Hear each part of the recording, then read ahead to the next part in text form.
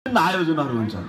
आज हामी बेतकोट नगरपालिकामा नगर स्तरीय 15औं राष्ट्रपति रणशील प्रतियोगिता सञ्चालन गर्दैछौँ।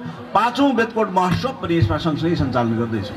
यो महोत्सवमा सहभागी हुनुहुने सम्पूर्ण भाइ बहिनीहरू, प्रतिस्पर्धी विद्यार्थी भाइ बहिनीहरूलाई म अनुरोध गर्न चाहन्छु, हामीले यसको लक्ष्य भनेको जित हासिल गर्ने मात्रै होइन, हामीले राम्रो खेल्ने पनि हो, हामीले अनुशासित भएर आफूलाई प्रमाणित गर्ने पनि हो।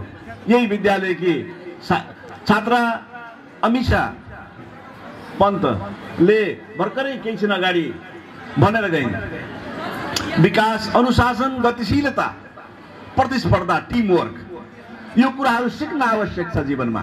यसको धेरै ठुलो महत्त्व छ। हामीले अनुशासित भएर आफ्नो जीवन बाँच्न सक्यौँ भने, अनुशासित भएर आफ्नो परिवारको, आफ्नो विद्यालयको, आफ्नो अग्रजहरूको आदेशलाई, भनाइलाई, आग्रहलाई स्वीकार गर्न सक्यौँ भने हाम्रो जीवनमा हामीलाई सफल हुनबाट कसैले रोक्न सक्दैन।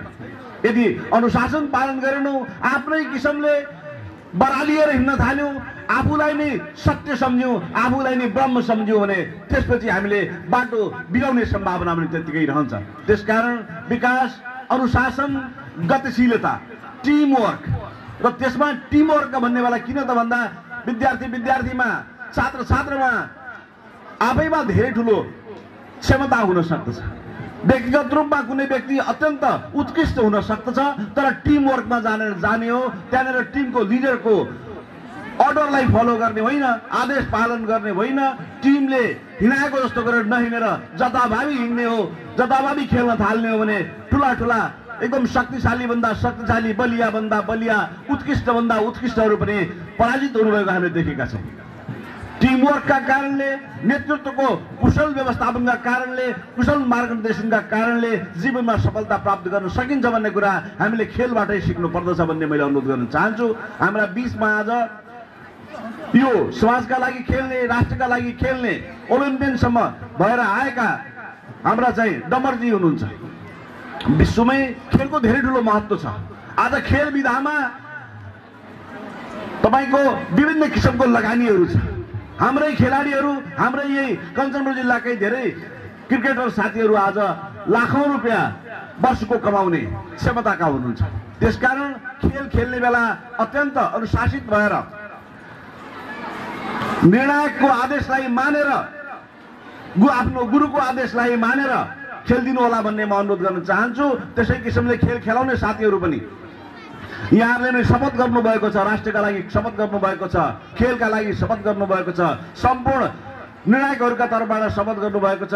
त्यसकारण कसैका प्रति आग्रह र दुराग्रह नराखेर निष्पक्ष खेल भावनाका साथ तपाईँहरूले खेल सञ्चालन गर्नुहुनेछ भन्ने मैले विश्वास लिएको छु।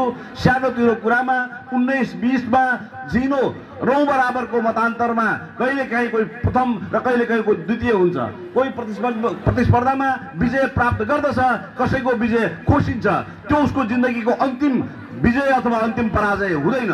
त्यसकारणले सहज रूपमा हार र जितलाई स्वीकार गर्दै अगाडि बढ्नुहुनेछ भन्ने विश्वासका साथमा म बेतकोट नगरपालिकाद्वारा आयोजित यो प्रतियोगितामा यहाँहरू सबैको सक्रिय सहभागिता रहनेछ र यो महोत्सवलाई तपाईँहरूले यो प्रतियोगितालाई महोत्सवको रूपमा, ठुलो अवसरको रूपमा विभिन्न विद्यालयका विद्यार्थी भाइ बहिनीहरूका बीचमा एउटा स्नेह साटासाट गर्ने, चिनजान गर्ने, मित्रता बढाउने उत्सवको रूपमा पनि यसलाई लिनुहुनेछ र यसलाई सफल बनाउनुहुन्छ भन्ने विश्वासका साथमा आफ्नो शुभकामना मन्तव्यहरू दिँदै यो प्रतियोगिताको सम्पन्न हुने बेलामा विजयी हुने विद्यालयलाई, विद्यार्थीहरूलाई पनि त्यही दिन आएर फेरि स्नेह गर्ने, फेरि हामी उहाँहरूलाई पुरस्कृत गर्नेछौँ, उहाँहरूलाई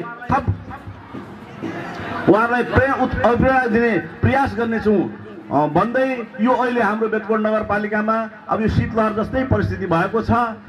हाम्रो सञ्चित विधा, विभिन्न विद्यालयहरूका लागि दिइने सञ्चित विधा सकिसकेको रहेछ। दशैँदेखि तिहार